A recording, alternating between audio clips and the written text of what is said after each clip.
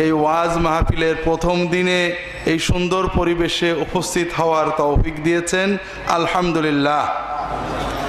আসলে মনে মনে চিন্তা করছিলাম অল্প হলেও কিছু আমলের কথা বলবো। আপনারা আজকে যারা এখানে আসছেন সবাই দিনদার সচেতন মানুষ। আমাদের জ্ঞান বাড়াতে হয় দুই দিকে, একটা হলো আমল বাড়ানো, আখিরাতের উপার্জন বাড়ানো। আমরা দুনিয়াতে যত কষ্ট করি টাকা পয়সার জন্য দুই দিকে ব্যয় হয়, একটা হলো আয় করতে আর একটা হলো রক্ষা করতে। তা আমার খুব ইচ্ছা ছিল যে আজকে আমাদের আয় বাড়ানোর কিছু বিষয় আলোচনা করব, কিন্তু আমার কাছে বেশ কয়েকটা প্রশ্ন এসেছে। আমাদের সময় খুবই কম, ইনশাআল্লাহ তাআলা আমরা যথাসময়ে শেষ করব। এই প্রশ্নগুলো, কিছু প্রশ্ন আমাদের সবারই মনে আছে, মাঝে মাঝে নাড়া দেয়, আর কিছু প্রশ্ন বর্তমানে তৈরি করা হয়েছে আমাদের সমাজে, যদিও আমরা চোখে দেখছি না। ইসলামের বিরুদ্ধে মানুষদেরকে দিন থেকে সরিয়ে নেওয়ার জন্য, কখনো খ্রিস্টান বানানোর জন্য, কখনো খ্রিস্টান না হলেও কাছাকাছি যাওয়ার জন্য বিভিন্ন ষড়যন্ত্র রয়েছে। তাদের তৈরি প্রশ্ন যখন কোনো মুসলমানকে করা হয় তিনি উত্তর দিতে পারেন না, এই জাতীয় কিছু প্রশ্ন আছে। তা আমরা প্রশ্নগুলো সংক্ষেপ হলেও জানার চেষ্টা করব। আল্লাহ তাআলা আমাদেরকে তৌফিক দান করুন, আমিন। ঈমান বাঁচানোর জন্য এই প্রশ্নগুলো অধিকাংশই দ্বিতীয় খাতে ব্যয় হবে, অর্থাৎ ঈমান রক্ষা করার জন্য যে জ্ঞান দরকার, ঈমান বাড়ানোর জন্য যে জ্ঞান দরকার, সেটা আজকে বেশি হবে কিনা আল্লাহই ভালো জানেন।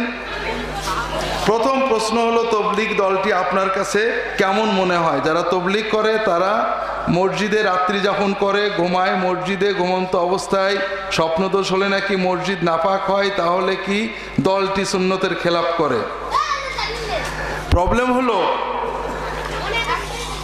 আমরা সব সময় মাহফিল জমে এক দল আরেক দলের বিরুদ্ধে বললে। সব ভালো, মুসলমানদের ভালোবাসতে হবে, এগুলো ঠান্ডা ঠান্ডা জিনিস মানুষের পছন্দ না, শীতকালে বিশেষ করে। গরম, সব খারাপ, অমুক খারাপ, আহলে হাদিস খারাপ, হানাফি খারাপ, তবলিগ খারাপ, সব খারাপ, আমরাই ভালো, দেখবেন গরম হয়ে যাবে, একদম জিন্দাবাদ। ঠিক না ঠিক? হ্যাঁ। তো দুর্ভাগ্যজনক আমি আসলে একটা আইসক্রিম মার্কা ঠান্ডা, যে কারণে আপনাদেরকে গরম করতে পারলাম না। তবলিগ জামাত এবং বাংলাদেশে যারা দিনের কাজ করেন কেউই পয়গম্বর নন, কেউই পারফেক্ট নন। প্রত্যেকেই কাজ করেন, কারো না কারো কিছু না কিছু ভুল আছে। এদের ভিতরে কিছু মানুষ কাজ করেন যাদের ভালো বেশি, ভুল কম।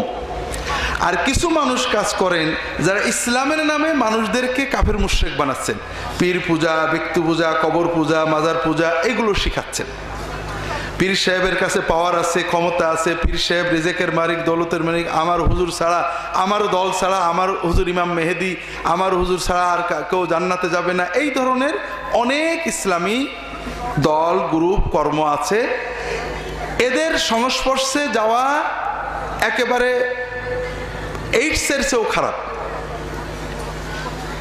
কাজেই এগুলো থেকে সাবধান থাকবেন। এদের ক্রাইটেরিয়া হলো একমাত্র নিজেরা ভালো, আর কেউ ভালো না। আলেম ওলামাদের নিন্দা, মন্দ, গীবত, গিল্লা করা, নিজেদের গুরু বা নিজেদের যিনি প্রধান তার বিরাট কিছু একেবারে দুনিয়া জোড়া কিছু দাবি করা, আল্লাহর কিছু অমক অলি, তমক কুতুব, আখতাব, মেহেদি টেহেদি, এই জিনিসগুলো যারা করে তাদের সংস্রবে কখনো যাবেন না। যদি ইমান বেচতে চান ভিন্ন কথা, কেউ যদি প্রতারিত হতে চাই ভিন্ন কথা, আর যদি আল্লাহর জান্নাত চান, আল্লাহর কেতাব আছে, নবীর হাদিস আছে, আলেমুলামারা যারা কোরআন হাদিসের কথা বলে তাদের কাছে বসবেন। সন্দেহ হলে অন্য আলেমদের প্রশ্ন করবেন, তবে ওই ধরনের পর্যায়ে যাবেন না। দ্বিতীয় পর্যায়ের মানুষেরা দিনের কাজ করেন, ভুল ভ্রান্তি হয়। তবলিগ জামাত এরকম একটা দল। আমি কিছু কিছু ব্যাপারে তবলিগ জামাতকে খুবই মহব্বত করি। অনেকে বলে তবলিগ জামাতের ওই ভুল আছে, বলেন আপনি কোথা থেকে দেখছেন? বাংলাদেশে বসে চোখ মিলে দেখছেন, না সৌদি আরবে বসে, কুয়েতে বসে, আমেরিকায় বসে চোখ বুঝে দেখছেন? বিষয়টা হলো যে দোষগুলো আমরা তাদের বলি এগুলো দোষ, কিন্তু বাংলাদেশের প্রেক্ষাপটে যেখানে মানুষ শিরিক, কুফুর, এলাহাদ, নামাজ নেই, রোজা নেই, বেপরদা ডুবে যাচ্ছে, সেখানে আমরা মানুষকে যতক্ষণ শিরিক কুফুরের দাওয়াত দিচ্ছেন না, বেদাতের দাওয়াত দিচ্ছেন না, কিছু ভালো কাজ করছেন, এগুলোকে আমরা অ্যাপ্রিসিয়েট করব, মূল্যায়ন করব, দোয়া করব। তা আমাদের সমাজে আমরা হুজুরেরা আপনাদেরকে দাওয়াত দিই, অর্থাৎ আপনাদের যাদের ভিতরে দিনের চাহিদা আছে, ওয়াজ মাহফিল পর্যন্ত আসেন, কিন্তু বাংলাদেশের প্রায় 80% মানুষ ওয়াজ মাহফিলেও আসে না। তাদের কাছে দিনের দাওয়াত পৌঁছানোর জন্য তাবলীগ জামাত এরকম কিছু দু একটা গ্রুপ দল ছাড়া আর কেউ নেই। তো তারা ভালো কাজ করছেন, পাশাপাশি ভুলভ্রান্তি আছে। আমার ইহয়া সুনান বইয়ে তাবলীগ জামাতের সুন্নাতের ব্যতিক্রম, সুন্নাহ বিরোধী যে কাজগুলো আমি বলেছি, এগুলোর জন্য মুরব্বীরা দায়ী হবেন। তারা যদি সংশোধন না করেন, সাধারণ মানুষ এখলাসের সাথে সেখানে যায়। তবে যে বিষয়টা আপনি লিখেছেন, মসজিদের শোয়া, মসজিদে একজন মানুষ না জেনে পেশাব করে ফেলেছে, ধুয়ে ফেলে মসজিদ পাক হয়ে গেল। নবীজি সাল্লাল্লাহু আলাইহি ওয়াসাল্লামের মসজিদের ভিতরে একজন দাঁড়িয়ে দাঁড়িয়ে পেশাব করেছে, রাসূলুল্লাহ সাল্লাম বাধা দিতে দেননি। পেশাব শেষ হয়ে গেলে সাহাবীদের বলেছেন পানি ঢেলে ধুয়ে ফেলো। তো এই জন্য মসজিদে যারা থাকবেন অবশ্যই মসজিদের আদব রেখে থাকার চেষ্টা করবেন। তো মসজিদে থাকা এমন কোনো অপরাধ নয় যে অপরাধের কারণে তাবলীগ দলকে খারাপ বলা দিতে পারে। সাহাবীরা মসজিদে শুয়ে থাকতেন, যুবক সাহাবীরা, বাড়িঘর ছিল না। আব্দুল্লাহ আলী রাদিয়াল্লাহু তাআলা আনহু, আব্দুল্লাহ ইবনে জুবায়ের, আব্দুল্লাহ ইবনে ওমর, বিভিন্ন হাদিস পাবেন তারা মসজিদে ঘুমিয়ে থাকতেন। তো কাজেই মসজিদে শোয়া, ঘুমানো নিষেধ। এই যে আমরা ইতিকাফ করি, মসজিদে ঘুমাই। তো এসব কারণে মসজিদের আদব রাখতে হবে, মসজিদ দুর্গন্ধ না হয়, মসজিদে মুসল্লিদের ডিস্টার্ব না হয়, অবশ্যই এগুলো ঠিক। কিন্তু এই ধরনের অকারণ দোষ দিয়ে তাবলীগ জামাতের দোষ দেওয়া, এগুলো হলো আপনার সব পথ বন্ধ করো। তাবলীগে যেও না, তাহলে কি করবে? নামাজ শেখার পথ নেই, রোজা শেখার পথ নেই। আবার যারা তাবলীগে যান তাদের প্রতিও আমার অনুরোধ হলো, আমরা এখন সবাই জনগণতান্ত্রিক হয়ে গেছি, কোয়ালিটি দেখি না, কোয়ান্টিটি। আওয়ামী লীগ বেশি ভোট চাই, জামাত ইসলাম বেশি ভোট চাই, কি বলে বিএনপি বেশি ভোট চাই, এখন তাবলীগও বেশি লোক চাই, ফুরফুরাও বেশি লোক চাই। লোক বাড়াতে হবে, কাম বাড়ানোর খোঁজ নেই। এটা কিন্তু ইসলামের ঠিক না। একটা মানুষ আমি ফজিলতের লোভ দেখায় দলে আনছি, আলহামদুলিল্লাহ, 5 বছর আমার সাথে সহবতে আছে, কিন্তু এখনো সে হারাম ছাড়তে পারলো না, সে এখনো বান্দার হকগুলো দিল না। এই যে একটু আগে আমাদের শেখ ওয়াজ করলেন, আল্লাহ কোরআনে, রাসূলের হাদিসে সবচেয়ে গুরুত্ব বান্দার হকের কথা, পর্দার কথা, অর্থনৈতিক অধিকারের কথা, সুদ ঘুষের কথা, এগুলো সে বন্ধ করলো না। আমি তাকে প্রশ্রয় দিচ্ছি যে আমি অনেক লোক, এটা ঠিক নয়। দাওয়াত নবীওয়ালা হতে হবে। নবীজি সাল্লাল্লাহু আলাইহি ওয়াসাল্লামের কাছে 5 বছর থেকেছে, তারপরে ওজনে কম দিয়েছে, বউয়ের হক দেয়নি, মিথ্যা কথা বলেছে, মিথ্যা সাক্ষী দিয়েছে, পিতামাতার হক আদায় করেনি, স্বামীর হক আদায় করেনি, এরকম আপনারা পাবেন না। কাজেই কোয়ালিটি, মানের দিকে লক্ষ্য রাখতে হবে। দ্বিতীয়ত, আমরা যেটা ভুল করি, তাবলীগের মানহাজ হলো ফজিলত, এটা ভালো কথা, কারণ মানুষদেরকে লোভ দেখায়, ফজিলতের আগ্রহ দেখিয়ে আল্লাহর দ্বীনের পথে আনতে হবে। কিন্তু দুটো জিনিস সমস্যা রয়ে যায়। একটা হলো ফজিলতের ক্ষেত্রে জাল জয়ীফ হাদিসের ব্যবহার এবং তারগিবের জন্য হেকায়াতের ব্যবহার। আমি অনেকবারই বলেছি, কোরআন হাদিস সাহাবায়ে কেরামদের ভিতরে থাকা দরকার। দ্বিতীয় হলো, ফজিলত নেই জানলো, আহকাম শিখবে কি করে? ফরজ, ওয়াজিব, হালাল, হারাম, শিরিক, কুফুর, এগুলো কি করে শিখবে? এগুলো তাবলীগের ভাইরা আলোচনা করতে চান না, কারণ এতে বিতর্ক আসে। বলেন যে আলেমদের কাছে যাও, কিন্তু আলেমদের কাছে যেতে পারে না, কে আলেম পাবে? এইখানে তাবলীগ জামাতের যারা মুরব্বী, যারা করেন, তাদের একটা বড় ভুল হয়ে যাচ্ছে। আলেমদের লেখা পড়তে উৎসাহ দেওয়া দরকার। তারা বলেন মসলা মাসে আলেমদের কাছে শিখে নেবেন, কিন্তু কেউ যায় না। যে কারণে তাবলীগ জামাত যে জন্য তৈরি হয়েছিল, যে মানুষদেরকে দিন ভালো করে শেখাবে। 10 বছর তাবলীগ করার পরও কোরআন ভুল পড়ে, মসলা মাসাইল মোটে জানে না, এরকম লোকের অভাব নেই। এর জন্য কি করতে হবে? তাবলীগে আসার পরে হয় আলেমদের সোহবতে যান, নইলে অমুক বড় বড় আলেমদের লেখা বইগুলো বলে দিতে হবে, সব আলেম নয়, তখন ওসমানী সাহেবের বইগুলো পড়ুক, শফি সাহেবের মারিফুল কোরআন পড়ুক, আশরাফ আলী থানভী সাহেবের বইগুলো বলে দেবেন যে অমুক অমুক বইগুলো আপনারা পড়েন। আলেমদের সহবতে যাওয়া আর আলেমদের বই পড়া একই কাজ। আর এই পড়া যদি তাদের এলেম যদি না শেখাতে পারেন, তাহলে শুধু ফজিলত শিখে ভালো হচ্ছে, ভালোর পাশাপাশি ভয়ঙ্কর খারাপ হতে পারে। সেটা হলো একজন লোক আগে ওজনে কম দিত, মিছে কথা বলতো, ঘুষ খেত, গুনাহ বলে মনে করত। এখন তবলিগ জামাতের সাথে 10 বছর থাকলো, লক্ষ কোটি ফজিলতের ইয়াকিন আসছে। এখন ওগুলো নিয়ে আর চিন্তা করে না যে এত লক্ষ কোটি ফজিলতের ভিতরে ওই সুদ ঘুষ এগুলো বেশি যাবে, তো বিষয়টা তো আরো খারাপ হয়ে গেল। টাকনুর উপরে কাপড় পরা ফরজ, যদি তাই হয় তবে তাকে শুধুমাত্র নামাজের সময়, অধিকাংশ মুসলমান দেখা যায় অজুর সময় প্যান্ট গুটিয়ে নামাজ পড়ে, নামাজের পর টাকনুর নিচেই ঝুলে দেয়। জি না, পুরুষদের জন্য টাকনুর নিচে উপরে কাপড় পরা সবসময় ফরজ, টাকনুর নিচেই কাপড় নামানো সবসময়ই হারাম। তবে দুঃখজনকভাবে আমাদের সমাজে এটা একটা ফ্যাশন হয়ে গেছে। আমি সবসময় আল্লাহর কাছে দোয়া করি, আল্লাহ ভালো কয়েকজন সিনেমার নায়ক যদি টাকনুর উপরে কাপড় পরার অভ্যেসটা শুরু করতো, তাহলে আমাদের ছেলেরা সবাই টাকনুর উপরে কাপড় পরতো। তো এইটা হচ্ছে না, এইটা হলেই হয়ে যেত। এখন ছেলেরা টাকনুর নিচেই পড়ে, উপরে তুলে নিয়ে খারাপ দেখা যায়, আর মেয়েরা যত উঁচু করে তত নাকি ভালো দেখা যায়। আর আল্লাহ রাসূল বলেছেন মেয়েরা টাকনুর নিচেই আধা হাত ঝুলিয়ে দেবে, আর পুরুষদের কাপড় টাকনুর নিচে নামবে না। এখন রাসূলুল্লাহ সাল্লাল্লাহু আলাইহি ওয়াসাল্লাম থেকে প্রায় 30টা হাদিস আছে, রাসূলুল্লাহ সাল্লাল্লাহু আলাইহি ওয়াসাল্লাম কাপড় টাকনুর নিচে নামাতে নিষেধ করেছেন। কারণ নামাতে দেখলে তুলে দিয়েছেন। কেউ বলে শুধু আমার পাটা একটু বেঁকা, বলে হোক বেঁকা, কাপড় উঁচু করে পরো। কাজেই আল্লাহর রাস্তায় সবাই চেষ্টা করবেন। অত আমার এখানে যারা আছি, এখানে সবাই আপনার নামাজি দিনদার মানুষ, কেন অকারণে গুনাহ করব? যদি কাপড় টাকনুর নিচে ঝুলিয়ে পড়ে 2-1 টাকা লাভ হতো, মিথ্যা সাক্ষী দিয়েছেন, 2000 টাকা পকেটে নিয়ে বাড়ি গিয়েছেন, গুনাহ হয়েছে, আপনি বিরিয়ানি খেলেন। কিন্তু টাকনুর নিচে কাপড় হয়ে কী লাভ?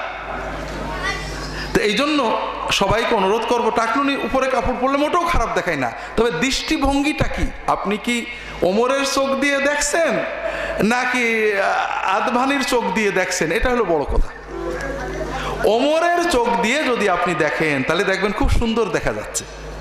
তো এই জন্য টাকনুর নিচে কাপড় পরা সবসময় হারাম। আর পুরুষ মেয়েদের জন্য টাকনুর নিচেই কাপড় পরা ফরজ। এদিকে খেয়াল রাখবেন, আমার পোশাক বইটা সুযোগ পেলে পড়বেন।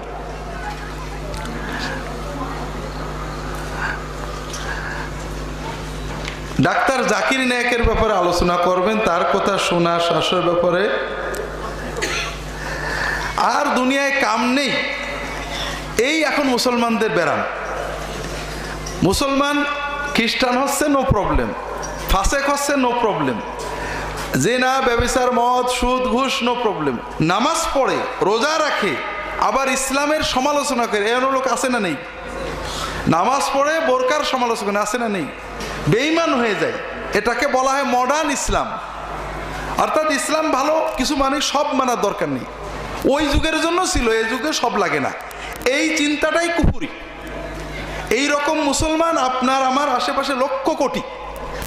মসজিদ কমিটির ভিতরে আছে, মসজিদের ভিতরে আছে, নামাজ পড়ে হজ করেছে আছে, এটা নিয়েও আমাদের কোনো মাথা ব্যথা নেই।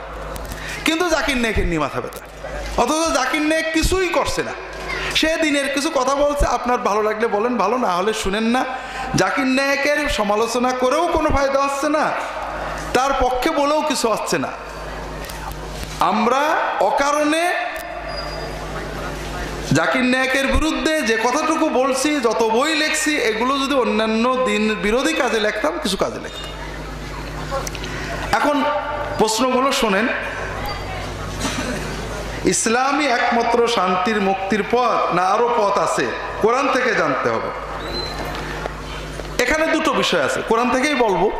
তার আগে কোরআন থেকে না হয়ে হাদিস থেকে হলে সমস্যা কি? হাদিস মানে না 3 প্রকারের মানুষ। এক প্রকারের মূলত খ্রিস্টান মিশনারিরা, যারা বাংলাদেশে কোরআন দিয়ে মুসলমানদের খ্রিস্টান বানাচ্ছে। এই দেখো কোরআনের ভিতরে ঈসা মসির কথা আছে, তুমি মানো না, তুমি জাহান্নামে চলে যাবা। কোরআনে কি আছে তা তো বাঙালি বোঝে না। তারা বলে আমরা কোরআন মানি, হাদিস মানি না। কেন হাদিস মানি না? হাদিস মানি না কারণ দুটো হতে পারে। একটা হলো কোরআন আল্লাহর কথা, হাদিস নবীর কথা। তাহলে খ্রিস্টানদের ইঞ্জিল শরীফ নামে যে বইগুলো, এগুলো মোটেও মানা যাবে না। এর ভিতরে আল্লাহর কথা একটাও নেই। ঈসা মসির কথা অল্প আছে, বাকি সব অন্যান্য মানুষদের গাল গল্প। তা হাদিস যদি না মানা যায়, এই যে ইঞ্জিল নামে যে বইগুলো বেঁচে বেড়ায়, এগুলো একটাও মানা যাবে না। এর ভিতরে আল্লাহর কথা নেই। পুরাতন নিয়মে আল্লাহর কথা আছে, কিন্তু নতুন নিয়মের কোনো বইয়ে আল্লাহর কথা নেই। ঈসা মসির কিছু গল্প আছে, বাকি সব অন্য মানুষদের গাল গল্প। 2 নম্বর কথা, তারা যদি বলে কোরআন কি বলে, কোরআন ঠিকভাবে রক্ষা হয়েছে, হাদিস 200-300 বছর পরে লেখা হয়েছে, কাজে হাদিস মানবো না। ইনজিল শরীফ ঈসা মসিহ আপনাদের বলছি, এনকারটা বলেন, উইকিপিডিয়াতে যান, লিখবেন, কয়েকটা আর্টিকেলের লিঙ্ক নেন, authorship of the Bible, manuscript of the Bible, dating of the Bible, উইকিপিডিয়াতে পড়বেন, দেখবেন বাইবেলের যারা লেখার কথা বলেছে তাদের থেকে 400 বছরের ভিতরে একটা লিখিত পাণ্ডুলিপিও নেই। লিখিত পাণ্ডুলিপিও নেই, লেখাই হয়নি। 300 বছর পরেই লেখা হয়েছে। 3 নম্বর, ইনজিলের কথা বলেন খ্রিস্টানদের। খ্রিস্টান ধর্মের, আমাদের ধর্মের ঈমান ইসলাম সব কোরআনে আছে, হাদিসের শুধু ব্যাখ্যা আছে। আর খ্রিস্টান ধর্মের একটা সিঙ্গেল ঈমান আকীদা কিছুই ইনজিলে নেই। খ্রিস্টান ধর্মের প্রথম কথা কি, যে আল্লাহ 3 জন, 3 জনে মিলে একজন। আমি 100 কোটি টাকার চ্যালেঞ্জ দিলাম, এই কথাটা কোরআন ইনজিল থেকে বের করে দেবে, নেই, কোথাও নেই। যিশু অরিজিনাল সিন, মানুষ সবাই পাপী, এই অরিজিনাল সিন কথাটা ইনজিলের কোথাও নেই। কি বলে ত্রিত্ববাদ, ট্রিনিটি কথা ইনজিলের কোথাও নেই। খ্রিস্টানদের ধর্মের যে কোনো একটা আকীদা, বিশ্বাস প্রমাণ করতে হলে ইনজিলের 1-2 বাক্যর ব্যাখ্যা দিয়ে তার সাথে 1000 ওদের খ্রিস্টান ধর্মের হাদিস দিয়ে বানাতে হয়। তারা মুসলমানদের শেখায় তোমরা কোরআন মানবা, হাদিস মানবা না। কোরআন মেনে হাদিস না মেনে যে চেতনা, এর মাধ্যমে খ্রিস্টান হওয়াটা সহজ হয়। কারণ কোরআনে সব আছে, কিন্তু ব্যাখ্যাগুলো হাদিস থেকে নিতে হবে। কোরআন নামাজ কায়েমের কথা আছে, কিন্তু নামাজ কায়েম করতে কিভাবে পড়বেন? হাদিস ছাড়া হবে না। এবং আল্লাহ এটা কোরআনে বলেছেন যে তোমাকে হাদিস মানতে হবে। আমি বিস্তারিত এখন আর যাব না। আপনি কি হেরার আলোয় আলোকিত হতে চান? আপনি কি সুন্নার আলোকে জীবন গড়তে চান? প্রফেসর ডক্টর খন্দকার আব্দুল্লাহ জাহাঙ্গীর রচিত কোরআন সুন্না ভিত্তিক জীবন ঘনিষ্ঠ বইগুলো পড়ুন, সুন্দর জীবন গড়ুন। ইসলামী আকিদা, হাদিসের নামে জালিয়াতি, ইহয়াউস সুনান, রাহে বেলায়েত সহ আরো অনেক বই। কোরআন সুন্নার সাথে থাকুন, জীবন বদলে যাবে। যোগাযোগ আর সুন্না ট্রাস্ট, 01715400640। হাদিস ইসলামী একমাত্র ধর্ম কিনা? অবশ্যই। আল্লাহ কোরআনে বারবার বলেছেন, বিশেষ করে খুব ভালো করে বোঝেন। একটা তো আমরা সবাই জানি, ইন্নাদ দীনা ইনদাল্লাহিল ইসলাম, ইসলাম আল্লাহর কাছে একমাত্র ধর্ম। এর বাইরে অন্য জায়গায় আসছে। আবার ভালো করে বোঝেন, সূরা আলে ইমরানে, ওমাই ইয়াবতাগি গায়রাল ইসলামি দীনান ফালাই ইউকবালা মিনহু, যে ব্যক্তি ইসলাম ছাড়া অন্য কোন ধর্মের মাধ্যমে আল্লাহর কাছে যাওয়ার চেষ্টা করবে, ফালাই ইউকবালা মিনহু, আল্লাহ তার এটা কবুল করবেন না, ওহুয়া ফিল আখিরাতে মিনাল খাসিরিন, সে আখিরাতে ধ্বংস হবে। তো কাজেই ইসলাম ছাড়া অন্য কোন ধর্ম পথ মুক্তি দেবে, এই কথা যদি ধারণা করেন তাহলে আপনি কোরআন অস্বীকার করেন। কোরআন খুব একেবারে ক্লিয়ার ভাবে এটা বলেছে, ওমাই ইয়াবতাগি গায়রাল ইসলামে দীনান, ইসলাম ছাড়া অন্য দিন যে সন্ধান করবে আল্লাহ সেটা কবুল করবেন না, সে আখিরাতে ধ্বংস হবে। আরবি কোরআন কালামুল্লাহ না কিতাবুল্লাহ? অকাট্য দলিল জবাব দিতে হবে। আরবি কোরআন কালামুল্লাহ ও কিতাবুল্লাহ। আমাদের দেশে একটা বই দিয়ে বেড়ায় খ্রিস্টানরা, কিতাবুল মুকাদ্দাস, যেটা আগে বাইবেল বলতো। তা একবার এই স্টিফেননগরে একজন খ্রিস্টান হয়েছে, তা আমরা গেছি। তা উনি বলছেন আমি ইসাই তরিকার মুসলমান। তা আমি বললাম যে ভাই, খালেদা তরিকার আওয়ামী লীগ হওয়া যায় কিনা? যাইতো? হ্যাঁ, খালেদা তরিকার আওয়ামী লীগ হওয়া যাইতো? হ্যাঁ, অথবা হাসিনা তরিকার বিএনপি তো হওয়া যায়, যাই। তো যাই হোক, তাকে বললাম যে একসাথে দুটো পীর মানা যায় না। তো একসাথে তুমি দুটো নবী মানলে কি করে? এক পীরের মুরিদ আর এক পীরের শ্রদ্ধা করে হইতে পারে। 2 নম্বর হলো, তোমার যে ইসাই তরিকা কোথায় পেলে? পাইলে কোনে? বলে যে এই কিতাবুল মুকাদ্দাসে। যে এই কিতাবুল মুকাদ্দাসের নাম যে কিতাবুল মুকাদ্দাস, এটা কোন জায়গায় আছে? এই তোমাকে চ্যালেঞ্জ করলাম, এই ঢ্যাপসা এই বইটা থেকে ভিতর থেকে শেষ পর্যন্ত এক জায়গায় যদি লেখা থাকে এই কিতাবের নাম কিতাবুল মুকাদ্দাস, আমি মেনে নেব। বলে উপরেই যে লেখা আছে, বলে আমি যদি রামায়ণেরটা কিনে আইনে উপরের পৃষ্ঠা ছিঁড়িয়ে তারপর লিখে দিই কিতাবুল মুকাদ্দাস, কিতাবুল মুকাদ্দাস হয়ে যাবে নাকি? উপরে তো লিখেছে মানুষ, এটা ভিতরের কথার ভিতরে দেখাও নেই। বিশ্বাস করেন, এই কিতাবের নাম যে কিতাব, এই কিতাবের নাম যে বাইবেল, এটাও নেই। এই কিতাবের নাম একেবারে যীশুখ্রিস্ট নিজে বারবার বারবার বারবার বলেছে কি? ধর্মগ্রন্থ, ব্যাস, স্ক্রিপচার্স। বাকি এই যে কিতাবুল মুকাদ্দাস, the holy Bible, the Bible, এগুলো সব বানোয়াট। পরের যুগে গ্রিক ভাষা থেকে বানাইছে, এর আবার বিভিন্ন অঙ্গ। আর আল্লাহর কোরআনে এইটার নাম যে কোরআন, এটাতে কালামুল্লাহ এবং কিতাবুল্লাহ বারবার আসছে। আনজালনা আলাইকাল কিতাব, আনজালনা আলাইকাল কিতাব, আনজালনা আলাইকাল কিতাব। এটা যে কিতাব আল্লাহ নাজিল করেছেন, ইয়াতলু আলাইহিমুল কিতাব বলেছেন।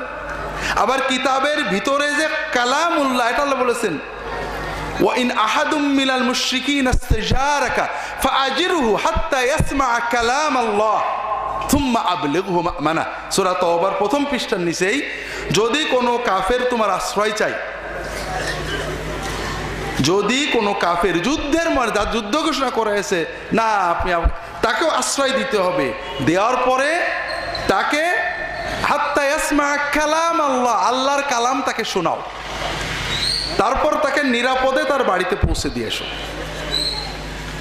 রাসূল সাল্লাল্লাহু আলাইহি ওয়াসাল্লাম বিচার দিন সুপারিশ করতে পারবেন কিনা? কোরআন থেকে জবাব দিতে হবে। কেন? ইনজিল থেকে দিলে সমস্যা কি? এটাও খ্রিস্টানরা প্রচার করে। খ্রিস্টানরা প্রচার করে যে ঈসা মুহাম্মদ সাল্লাল্লাহু আলাইহি ওয়াসাল্লাম পাপী। নাউজুবিল্লাহ, একজনও বলল না। কাজে উনি তো পাপীদের সুপারিশ করতে পারবে না। আর ঈসা মসিহ নিষ্পাপ, উনি সুপারিশ করবে।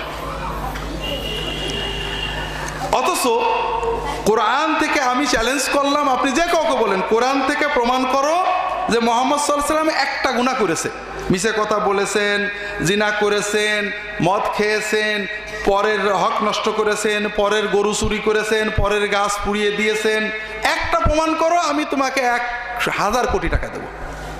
আর আমি তোমার এই ইনজিল শরীফদের প্রমাণ করব তোমাদের যীশু খ্রিস্ট, আমাদের ঈসা মসিহ নয়। তোমরা তার নামে যে জাল কিতাব বানাইছো, এই ইনজিল শরীফে প্রমাণ করব যীশু খ্রিস্ট মিথ্যা কথা বলেছে, যীশু খ্রিস্ট বেশ্যা মেয়েদেরকে জড়াজড়ি করতে দিয়েছে, যীশু খ্রিস্ট পরের দ্রব্য নষ্ট করেছে, 2000 প্রাণী একবারে মেরে ফেলেছে, পরের গাছ পুড়ায় মেরেছে, গালাগালি দিয়েছে, মদ খেয়ে মাতাল হয়ে কাপড় খুলেছে। নাউজুবিল্লাহ বললেন না? এটা ইনজিলে আসে। দুটো উদাহরণ দিই। মনে করেন এই যে আম গাছগুলো, আম ধরে কখন? হ্যাঁ, পৌষ মাঘ ফাল্গুন, তাই না? পুষে কুষে এইসব বলে না লোকে। আচ্ছা, কার্তিক মাসে কি আম গাছে আম থাকে? হ্যাঁ, থাকে? থাকে না। বাংলাদেশের কোনো শিক্ষিত অশিক্ষিত মূর্খ লোক কার্তিক মাসে আম পাড়তে আম গাছে উঠবে? পারবে না। তো এখন ইনজিল শরীফে বলা হচ্ছে ঈসা মসিহ জেরুজালেমে যাচ্ছেন, খুব খিদে লেগেছে, দেখা যায় ডুমুর গাছ মানে আম গাছ। তখন ইনজিলে লেখা আছে তখন আমের সময় না, অসময়, তবুও আম পাওয়া যায় নাকি। গেলেন, যাই দেখেন না আম গাছে আম নেই, ডুমুর গাছে ডুমুর নেই। তখন বদদোয়া দিয়ে গাছটা পুড়িয়ে মেরে ফেললেন। এটা ভালো কাজ হলো না খারাপ কাজ হলো?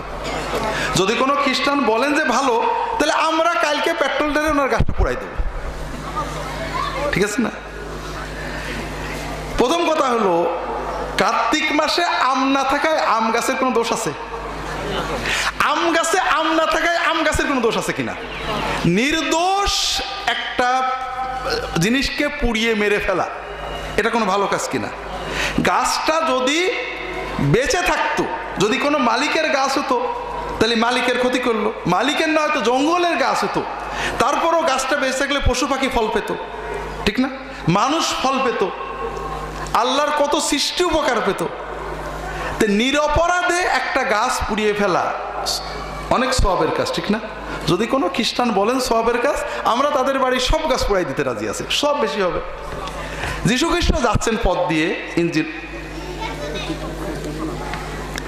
যীশু খ্রিস্ট যাচ্ছেন পথ দিয়ে, ইনজিলের বর্ণনা,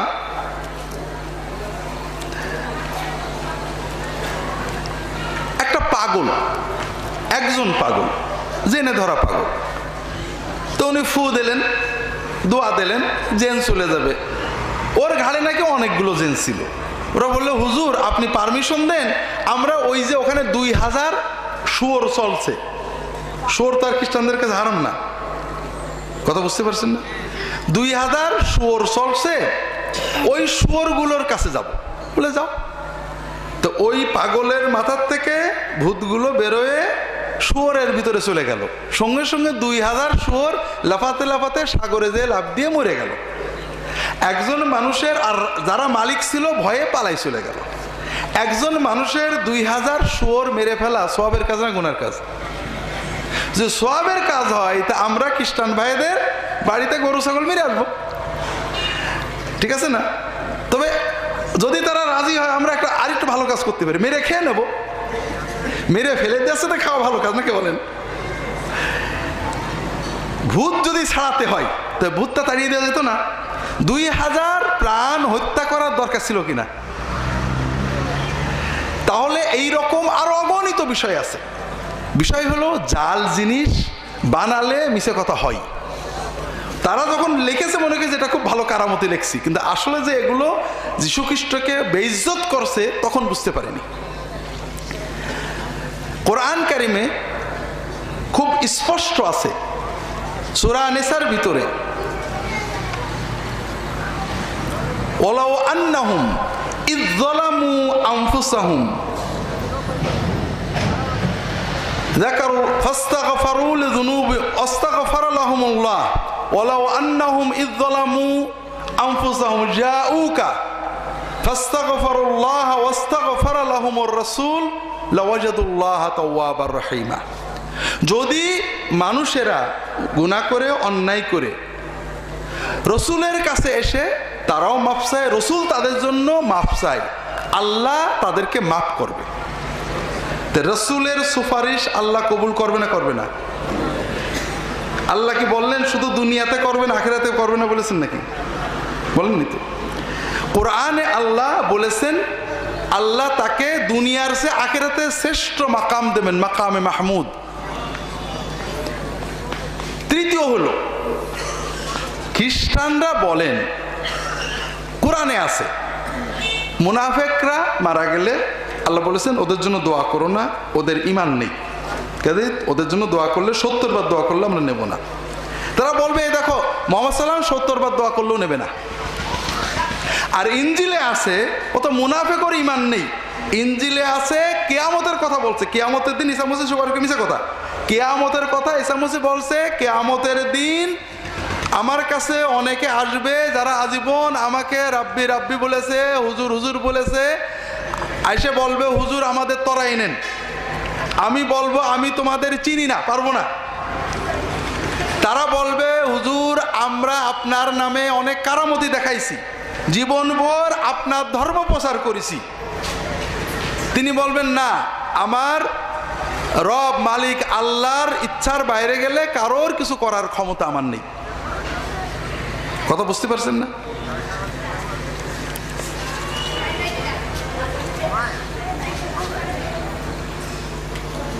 রাসূলুল্লাহ সাল্লাল্লাহু আলাইহি ওয়াসাল্লাম নিজে জগৎবাসীর জন্য রহমত স্বরূপ প্রেরিত হয়েছেন কিনা, নবীজির নিজ থেকে জগৎবাসী কি রহমত পেয়েছে, কোরআন থেকে বলতে হবে।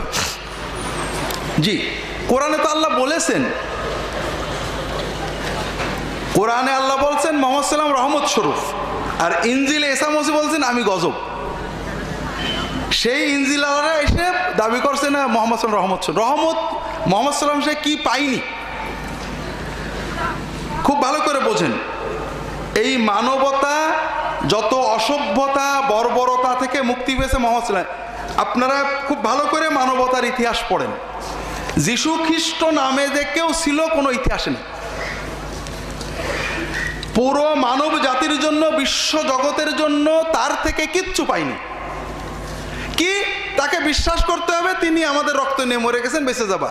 কোনো আদর্শ, চরিত্র, কর্ম, সততা কিছুই পাইনি। বরং আমি এখন লেখছি বাইবেলে জুলুম, অন্যায়, পাপের সমর্থন করা হয়েছে। বিষয় হলো একটা নবী কেন আসেন? রাসূলুল্লাহ সাল্লাল্লাহু আলাইহি ওয়াসাল্লাম যখন আসলেন, সারা বিশ্বে মানুষের ভিতরে যে জুলুম অনাচার ছিল সেগুলো দূর হয়েছে তার মাধ্যমে, শান্তির রাষ্ট্র প্রতিষ্ঠা হয়েছে তার মাধ্যমে। ব্যক্তিগত জীবনে তিনি প্রতিটি মানুষকেই রহমত দিয়েছেন। রহমতের মালিক তো আল্লাহ নাকি? পাইতে গেলে একটা পথ লাগবে, সেই পথটা হলেন তিনি। কিভাবে কিভাবে আল্লাহর রহমত পাওয়া যায়? যুবকের জন্য মডেল আছে কে? মুহাম্মদ সাল্লাল্লাহু আলাইহি ওয়াসাল্লাম। একজন যুবক কেমন হবে আছে, একজন স্বামী কেমন হবে আছে, একজন স্ত্রী কেমন হবে আছে, একজন শাসক কেমন হবে আছে, একজন কর্মচারী কেমন হবে আছে, একজন সংসারী কেমন হবে আছে। এই আদর্শগুলোই হলো রহমত। এর মাধ্যমে রহমত পাবে। প্রথম রহমত পেয়েছে বিশ্ব থেকে জুলুম উঠে গেছে। মানবতার ইতিহাস পড়েন, রোমান সাম্রাজ্যে, মিশরের কপ্টিক সমাজে, পারস্যের সাম্রাজ্যে, সারা বিশ্বে কি জুলুম ছিল। আর জুলুম থেকে বাঁচার জন্য সেই স্পেন থেকে শুরু করে চীন পর্যন্ত মানুষেরা কিভাবে মুসলমানদের জন্য বসেছিল পড়লে পাবেন। মানবতা এখনও যে রহমত পাচ্ছে আমার দেশে বিশ্বাস করেন, আমাদের দেশে নিম্নবর্ণের হিন্দুরা যত শান্তিতে আছে, ভারতে তা নেই। ভারতে একটা নিম্নবর্ণের হিন্দু, শূদ্র হিন্দুর ছেলে স্কুলে যে পানি খাওয়ার জন্য, সেখানে নিম্নবর্ণের হিন্দু যদি কোনো উচ্চবর্ণের হিন্দুকে স্পর্শ করে তাহলে ওই ব্রাহ্মণ নাপাক হয়ে যায়। কথা বুঝেছেন? কোনো মন্দির স্পর্শ করে মন্দির নাপাক হয়ে যায়। এই জন্য দূরে সরে থাকতে হয়। এরকম ঘটনা ভারতে অহরহ ঘটে যে একটা শিশু, শূদ্রের শিশু ব্রাহ্মণের বা মন্দিরে ঢুকেছে, ওই শিশুকে মেরে ফেলা হয়েছে মন্দির নাপাক করার অপরাধে। স্কুলে সরকারি আইনে কোনো পার্থক্য নেই, বৈষম্য নেই। স্কুলে শূদ্র ছেলেও পড়ে, ব্রাহ্মণের ছেলেও পড়ে, কিন্তু পানি খাওয়ার জন্য ব্যবস্থা হলো শূদ্র ছেলে পানির কলসে বা মগে হাত দিতে পারবে না। স্যারের কাছে চাইবে, স্যার মগ ভরে দেবে, ও হা করে খাবে। এখন এক শূদ্র ছেলে পিপাসে কাউকে পায়নি, মগে হাত দিয়েছে। এই যে মগ নাপাক হওয়ার কারণে তাকে খুন করা হয়েছে। কথা বোঝেননি? আপনি মানবতা রহমত পেতে চান, আপনি আমার কেতাবুল মুকাদ্দাস পড়বেন। ধর্মের নামে বিগত 2000 বছরে খ্রিস্টান ধর্মের অনুসারীরা পাগল হয়ে যাবেন, অন্তত কয়েক কোটি মানুষকে জীবন্ত হত্যা করেছে।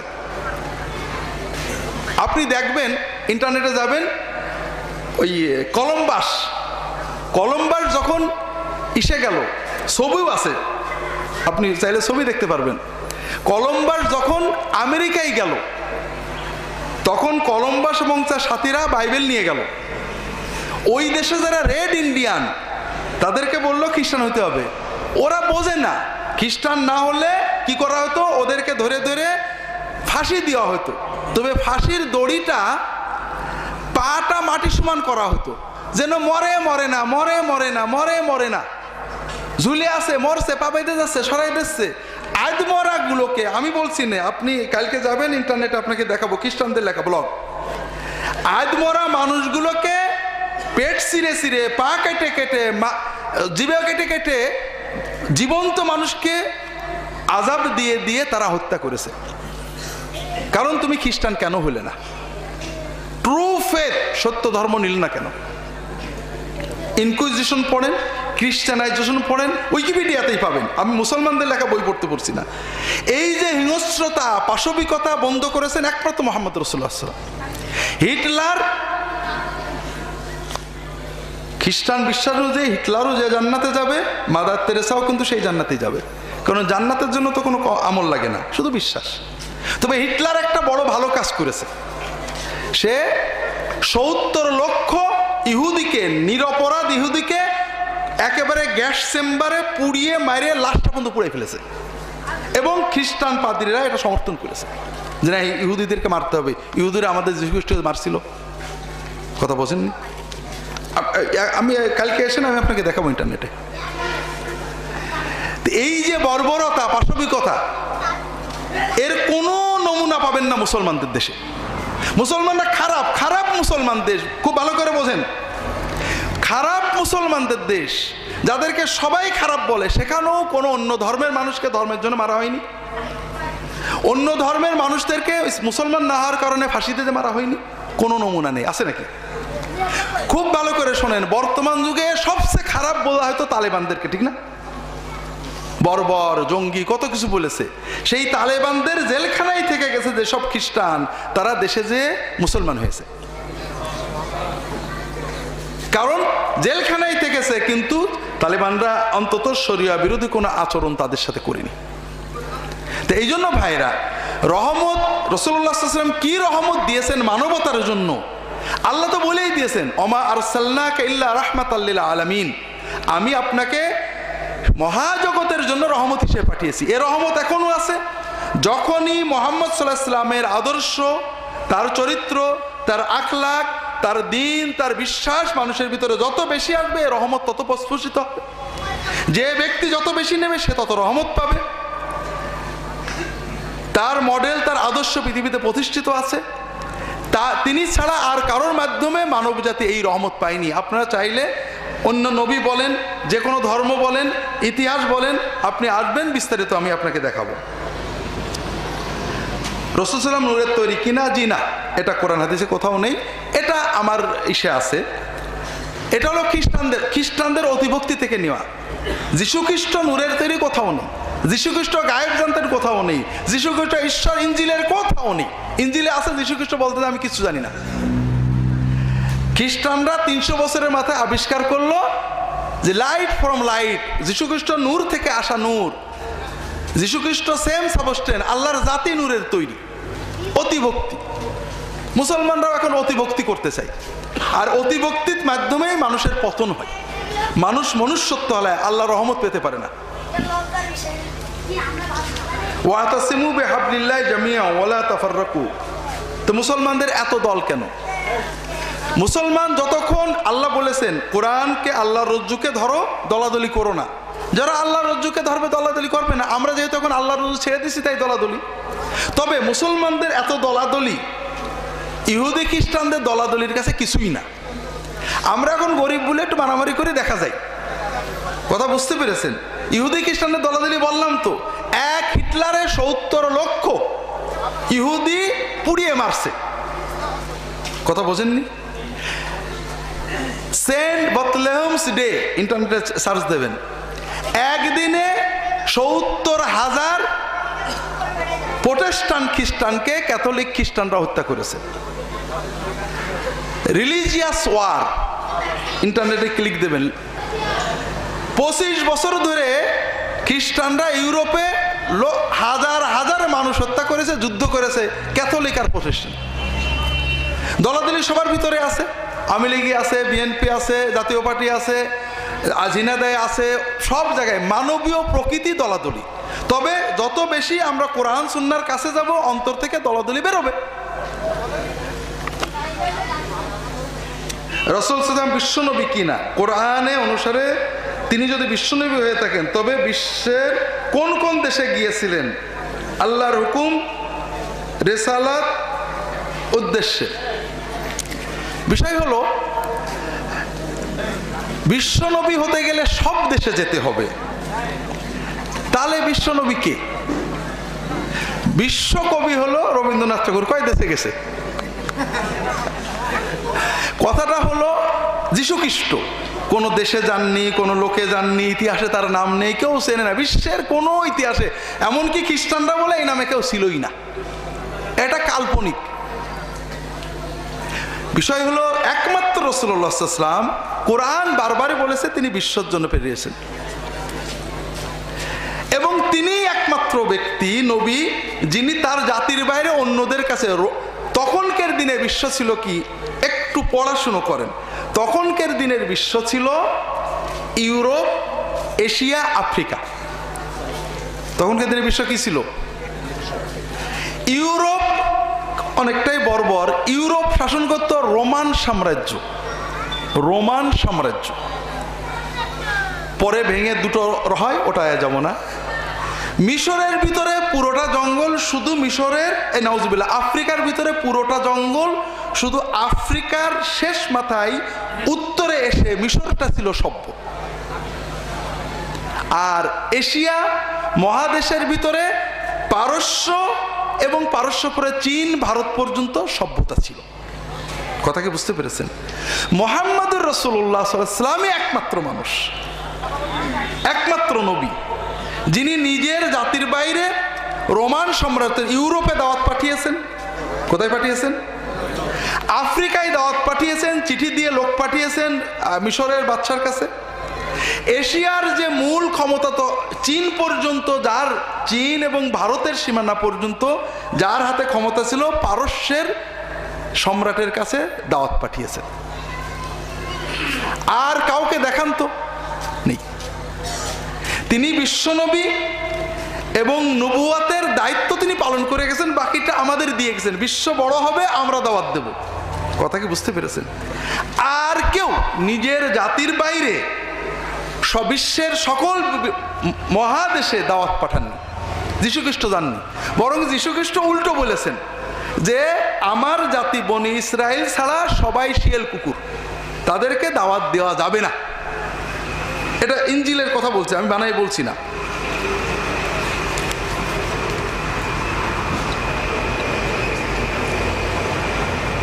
কোরআন অনুসারে মানুষ জাতির জন্য প্রেরিত রসুল। আবার কোরআনে আছে তিনি কওমের রসুল, মক্কা ও এর পার্শ্ববর্তী অঞ্চলের রসুল, উম্মিদের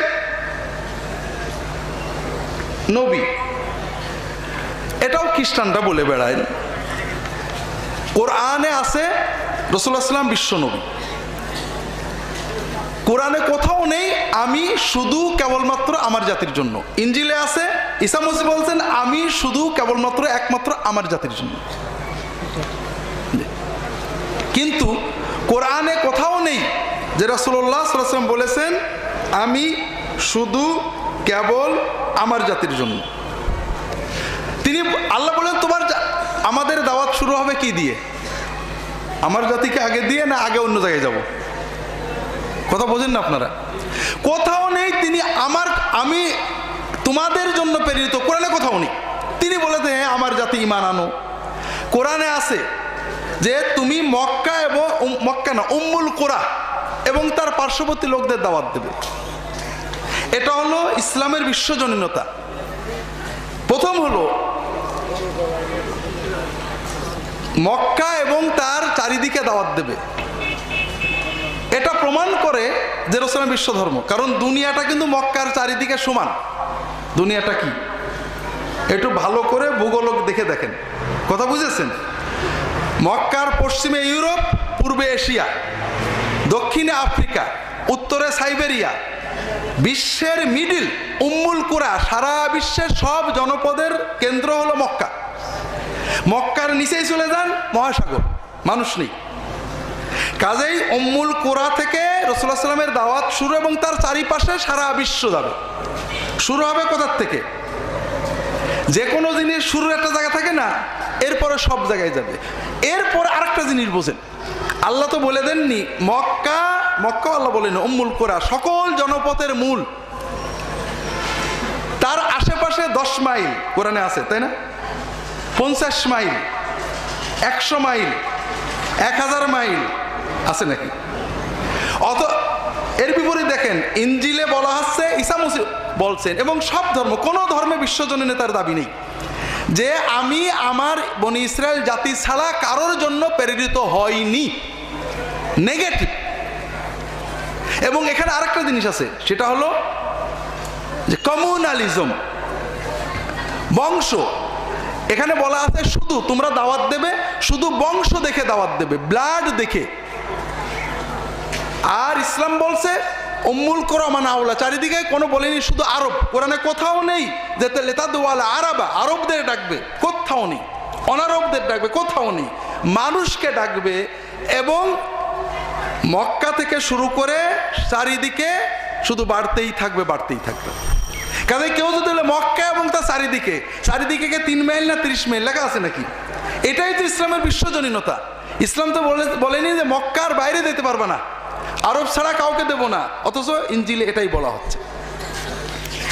রাসূলুল্লাহ সাল্লাল্লাহু আলাইহি ওয়াসাল্লাম বিশ্বজনীন, এটাও কোরআনে স্পষ্ট বলা আছে। তার দাওয়াত উম্মুল কুরা থেকে, সকল জনপদের মূল থেকে শুরু হয়েছে, সারা বিশ্বের জন্য তিনি এসেছেন, কোরআনে বলা হয়েছে।